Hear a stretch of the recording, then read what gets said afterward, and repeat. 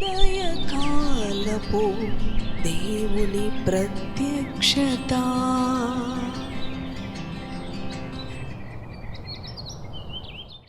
Praise the lord, హల్లెలూయా. ప్రభునందు ప్రియ దేవుని బిడ్డలారా, ప్రభు యొక్క అత్యంత కృపను బట్టి మరి యొక్క ఉదయకాల దేవుని ప్రత్యక్షపు వాక్కులోనికి వచ్చి ఉన్నాం. ఆయన వాక్కు మన జీవితాలకు విడుదల, ఆయన వాక్కు మన జీవితాలకు ధైర్యము, నెమ్మది కలుగ చేస్తూ ఉన్నది. పరిస్థితులను బట్టి భయపడక దేవుని వాక్యం యందు నమ్మిక ఉంచి సమాధానముతో మన దినచర్యలో ముందుకు కొనసాగుదాం. పరిశుద్ధ గ్రంథములో ఇర్మియా గ్రంథము 9వ అధ్యాయం 17వ వచనమును ధ్యానం చేసుకుందాం రండి. సైన్యములకు అధిపతియగు యెహోవా ఇలాగు సెలవిచ్చుచున్నాడు, ఆలోచింపుడి, రోదనము చేయు స్త్రీలను కనుగొనుడి, వారిని పిలువనంపుడి. తెలివిగల స్త్రీలను కనుగొనుడి, వారిని పిలువనంపుడి. హల్లెలూయా. దేవునికి స్తోత్రం. యెహోవా వాక్కు ఈ ఉదయకాలం మనకి కూడా ప్రత్యక్షపరచబడి ఉన్నది. ప్రియ సహోదరి సహోదరుడా, దుర్దినాల్లో ఉన్నాం, అంత్యదినాల్లో ఉన్నాం. ఎఫెసీ పత్రికలో ఉంది కదా, దినములు చెడ్డవిగా ఉన్నాయి. అజ్ఞానుల వలె కాక జ్ఞానము కలిగి సమయమును సద్వినియోగం చేసుకోమని ఈ ఉదయకాలం దేవుడు కూడా తన వాక్కును మనకు అనుగ్రహించాడు.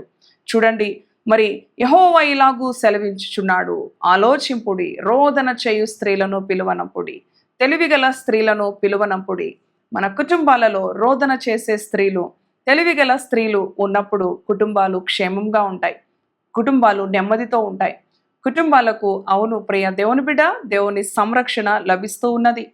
ఆనాడు మరి ఇజ్రాయేలీయులు ఐగుప్తు దేశంలో ఉన్నప్పుడు అవును ఆ పస్కా బలి, ఆ యొక్క రక్తము, ఆ గొర్రె పిల్ల యొక్క రక్తము ఏ ద్వారబంధములో అయితే ఉన్నదో మరణదూత దాటుకొని వెళ్ళిపోయినది. చూడండి, ఆ యొక్క ఐగుప్తిలో ఉన్న ప్రజలు మరి చూడండి, ప్రతి రాజు మొదలుకొని కూడా దాసుడు వరకు మరి అవును ప్రతి గృహములో కూడా మరణదూత ప్రవేశించి మరి కుటుంబంలో ఉన్న జ్యేష్ఠులను మరి హతమార్చింది ఆ సంహార దూత. అవును ప్రియ దేవుని బిడలారా, ఏ గృహములో అయితే ప్రార్థన ఉండదో, ఏ గృహములో అయితే దేవుని యొక్క ప్రత్యక్షత, దేవుని యొక్క వెలుగు, అవును ప్రియ దేవుని బిడ, రోదన చేయు స్త్రీలను పిలువనంపుడి, తెలివిగల స్త్రీలను పిలువనంపుడి అని ఉదయకాలం ప్రభు మనతో మాట్లాడుతూ ఉన్నాడు.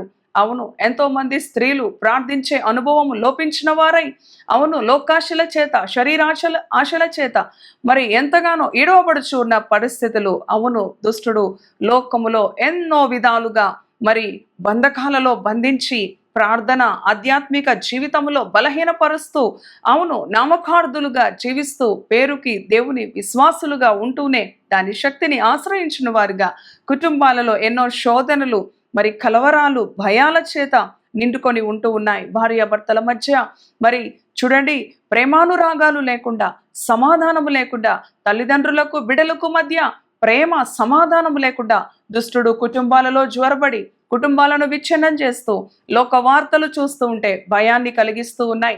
భర్త భార్యను హతమార్చటం, భార్య భర్తను హతమార్చటం దుర్దినాలు ప్రియ దేవుని బిడలారా.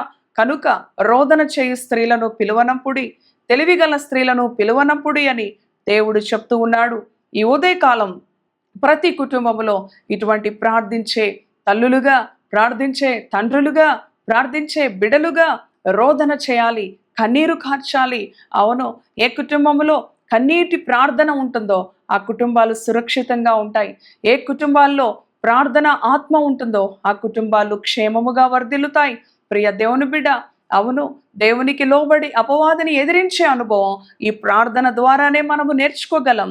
ప్రార్థన ద్వారానే దేవునికి లోబడి దేవుని కృపను కోరుకునే వారంగా ఉండాలి. ప్రియ దేవుని బిడలారా, దుష్టుని యొక్క తంత్రం కుటుంబాలను విచ్ఛిన్నం చేసి భార్య ఒక దిక్కు, భర్త ఒక దిక్కు, బిడలు ఒక దిక్కు, కుటుంబాన్ని చెదరగొట్టే పనిలో ప్రేమను చల్లార్చి అవును ప్రియ దేవుని బిడ్డ కుటుంబాలను నశింపచేస్తూ ఉన్న దుష్టుని యొక్క తంత్రాలను అణిచివేయాలంటే రోదన చేసే స్త్రీలుగా, తెలివిగల స్త్రీలుగా, జ్ఞానం కలిగిన స్త్రీలుగా కుటుంబాలను భద్రపరచుకోవాలి. వేకునే లేచి ప్రార్థించాలి. అవును ప్రియ దేవుని బిడ్డ, మరి చూడండి, నీళ్లు కుమ్మరించినట్లు నీ హృదయాన్ని కుమ్మరించు అని దేవుని వాక్యం తెలియచేస్తా ఉంది. నీ పసిపిల్లల ప్రాణం కొరకు నీ చేతులెత్తు. అవును ప్రియ దేవుని బిడ్డ, ఏ కుటుంబం అయితే ప్రార్థించే కుటుంబంగా ఉంటుందో, మరి యోబు కూడా అరుణోదయమున లేచి ప్రార్థించే అనుభవం కలిగిన అవును ప్రియ దేవుని బిడ్డలారా ఏ కుటుంబములో అయితే ప్రార్థించే అనుభవం ఉంటుందో ఆ కుటుంబాలు సురక్షితంగా ఉంటాయి, క్షేమముగా ఉంటాయి.